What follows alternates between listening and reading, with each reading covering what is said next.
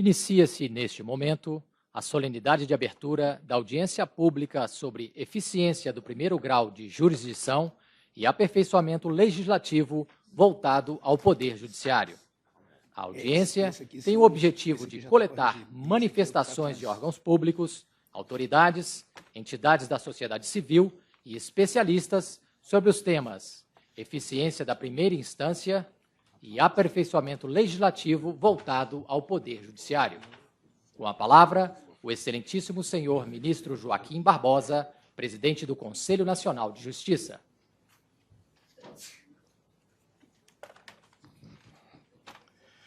Bom dia a todos.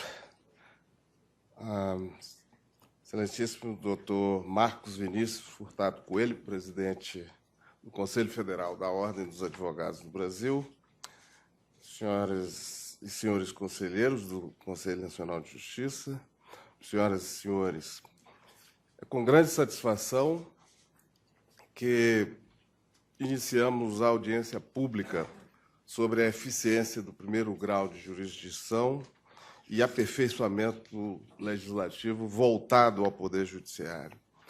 A audiência pública, que ora se inicia, carrega importantes simbolismos. É simbólica porque é a primeira audiência pública da história do Conselho Nacional de Justiça. Marca, portanto, a primeira oportunidade em que o CNJ, por 2 dias, suspende parte da sua atuação para ouvir a sociedade, aqui representada pelos principais atores do sistema de justiça, na certeza de que o diálogo social e interinstitucional oxigena as instituições e alimenta a democracia. É simbólica ainda porque, com essa iniciativa, o Conselho Nacional de Justiça reafirma o seu papel de órgão de coordenação e de gestão do Poder Judiciário e na sua missão constitucional precípua de fomentar a construção de um poder probo, célere e eficiente. É simbólica ainda porque coloca em pauta temas da maior relevância para a justiça e para a sociedade brasileira. A eficiência do primeiro grau não é um desejo, não é um sonho, é uma obrigação que advém de um dos princípios constitucionais da administração pública. Não há direito à ineficiência. Ao contrário, o dever de eficiência permeia toda a administração e necessariamente precisa assentar os seus laços nos órgãos responsáveis pela administração da justiça. É simbólica, por fim, porque confirma o preceito constitucional de que os poderes da República, embora independentes, são harmônicos entre si. E atuar em harmonia pressupõe diálogo e espírito aberto para buscar soluções, inclusive soluções legislativas, que, além do aperfeiçoamento dos seus próprios órgãos, possam ensejar melhorias para a sociedade brasileira. Nesse cenário, estou certo de que a melhoria do Poder Judiciário passa necessariamente pelos temas que alimentam a pauta desta audiência pública. A convocação dessa audiência justifica-se por diversos fatores, especialmente o fato de 90% dos processos concentrarem-se na primeira instância e o fato de esta taxa média de congestionamento ser 20 pontos percentuais superior ao da segunda instância. Nesses 2 dias de audiência pública, ouviremos dezenas de representantes de destacadas instituições públicas e privadas que atenderam ao chamado do CNJ para se pronunciarem sobre os temas em debate. Eu agradeço a cada um desses representantes pela disponibilidade, espírito de cooperação e pela preciosa colaboração que certamente prestarão na busca de soluções para os problemas já identificados. magistrados, membros do Ministério Público, defensores públicos, advogados públicos e privados, servidores, representantes da academia.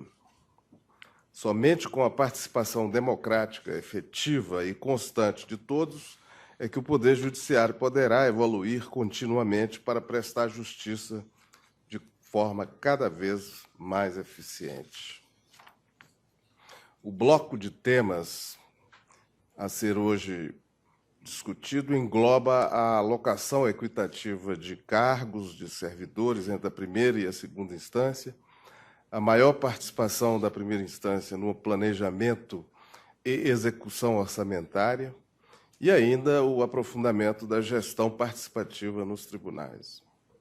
São temas de interesse não apenas dos magistrados e servidores do Poder Judiciário, mas de todos os operadores do sistema de justiça e, em última análise, da sociedade brasileira, porque afetam decisivamente a qualidade do serviço prestado pelo Poder Judiciário. Sim, pois gerir é utilizar adequadamente os recursos organizacionais traduzidos na alocação equânime de orçamento e de servidores. Nesse sentido, gestão de pessoas e gestão orçamentária se apresentam como partícipes essenciais na reconstrução da primeira instância do judiciário do nosso país. Investir de modo eficiente o dinheiro público disponibilizado sob a forma de orçamento não é apenas um pressuposto para o aprimoramento dos órgãos da justiça, mas um dever de todos os gestores públicos. Nesse contexto, é preciso avançar para além do conceito tradicional de probidade, sinônimo de retidão, honradez e honestidade. Na atual quadra histórica, esbarra na improbidade a aplicação desordenada ou não planejada de dinheiro público em iniciativas, projetos, bens e estruturas que não traduzem o investimento em resultados reais para o serviço judiciário e para o jurisdicionado. Daí a importância da descentralização administrativa e da construção coletiva dos destinos da instituição judiciária. A governança colaborativa não é apenas uma técnica de gestão, mas, sobretudo, uma prática democrática de fomento à eficiência.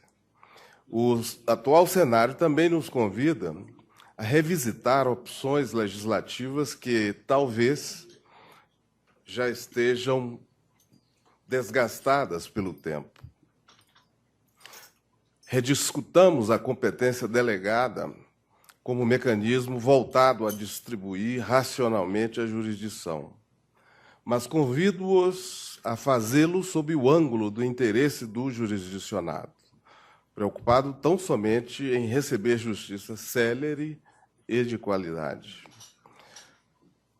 Ponderemos as dificuldades inerentes à justiça dos Estados, a maior, a mais interiorizada e a mais sobrecarregada de todas, em contraposição à Justiça Federal, aparentemente mais bem estruturada ou aparelhada, mas fisicamente distante dos médios e pequenos destinos do país.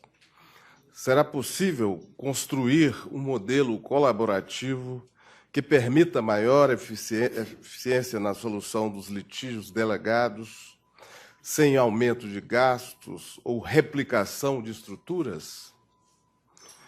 É imperativo atacar a questão da execução fiscal, que sozinha representa cerca de 39,9% ou 40% de todos os processos em tramitação no final de 2012. A execução fiscal é também a área com pior índice de congestionamento, chegando a 89%, o que significa a não resolução de 89 de cada 100 processos de execução fiscal que ingressam no Poder Judiciário. Os números falam por si, mas é necessário combater as causas por trás dos números, de modo que se impõe o tema da desjudicialização dos executivos fiscais, que ingressou recentemente, nos últimos anos, na pauta das preocupações daqueles que refletem sobre o Poder Judiciário.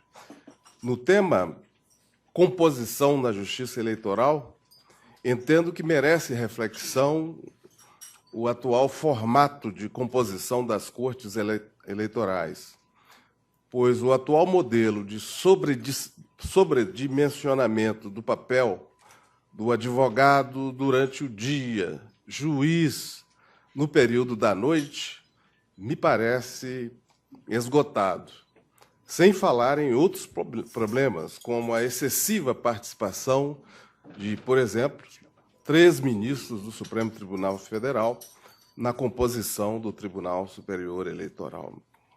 Assim, espero que desta audiência pública resultem propostas factíveis, inovadoras, concretas, que ataquem o cerne dos problemas e efetivamente contribuam para o aperfeiçoamento do Poder Judiciário. Muito obrigado a todos e bom trabalho. E já convido imediatamente os senhores Carlos Alberto Marcos, presidente em exercício da Associação de Servidores do Poder Judiciário do Estado de São Paulo. Gostaria de, inicialmente, cumprimentar o conselheiro Paulo Teixeira, a quem saúdo a todas as autoridades presentes, e gostaria também de cumprimentar, em nome de todos os servidores, a minha esposa, que também é servidora, é oficial de justiça lá em São Paulo. E muito se disse, muito se falou durante todo o dia em democratização dos tribunais. Então, nós gostaríamos que a mesa, por gentileza, anotasse também que, falar em democratização, os servidores gostariam de ser incluídos na PEC para as eleições diretas do tribunal. Da mesma forma que os juízes, magistrados de primeira, estão pleiteando, nós, servidores, passamos, a partir deste momento, pleitear o nosso direito democrático também de participar. Para isso, as pessoas dizem, mas não tem lei. Mas é uma PEC que está em andamento, para isso basta apenas, então, somente colocar um E, servidores também. Tá? Então, fica aqui a nossa reivindicação. Aliás, nós estamos num Estado democrático de direito e nós não poderíamos, em hipótese alguma, por várias vezes hoje, infelizmente, e até por parte de colegas nossos, nós ouvimos dizer que o Poder Judiciário não era independente. A população tem que ter a certeza de que o Poder Judiciário nosso é independente, e nem poderia ser de outra forma. A nós pensarmos desse jeito, nós estaríamos aqui declinando tudo que nós estamos tentando fazer, tudo que nós estamos tentando construir juntos nesta data. Então, gostaríamos aqui de dizer, para melhor orientar alguns colegas, que, na verdade, quando nós falamos de política de gestão pública, nós temos que saber separar o que é o Poder Judiciário e o que é um Tribunal de Justiça enquanto administrador.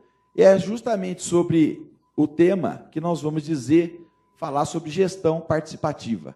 Peço licença a todos para dizer à população que nos ouve, o conselheiro Rubens, que é o pai da ideia, o relator da resolução, quando nós falamos em gestão participativa, se me permitem, peço desculpa para ler para a população que está nos ouvindo. O entendimento do conceito de gestão já pressupõe em si a ideia de participação, isto é, do trabalho associado de pessoas, analisando situações, decidindo sobre seu encaminhamento e agindo sobre elas em conjunto. Isto porque o êxito de uma organização depende da ação construtiva conjunta de seus componentes, pelo trabalho associado mediante reciprocidade que cria um todo orientado por uma vontade coletiva.